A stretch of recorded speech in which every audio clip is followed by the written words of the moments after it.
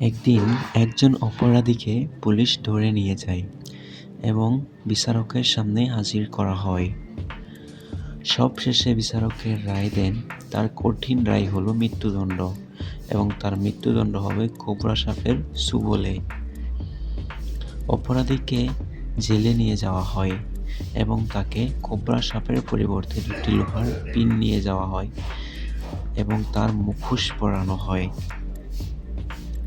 Cobra সাপের পরিবর্তে 2টি লোহার পিন দিয়ে আঘাত করা হয়।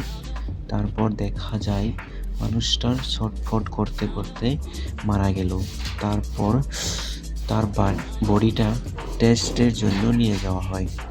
টেস্টের পর দেখা যায় কোবরা সাপের বিষ ডেড বডিতে পুরোপুরি ছড়িয়ে আছে এবং সেখানে থেকে আমরা বুঝতে পারি যে মানুষের চিন্তা ভাবনা যতটুকু পজিটিভ হবে ততটুকুই পজিটিভ আর বাড়তে পারবে, যতটুকু নেগেটিভ হবে ততটুকু নেগেটিভ তারা পেছনে যাবে।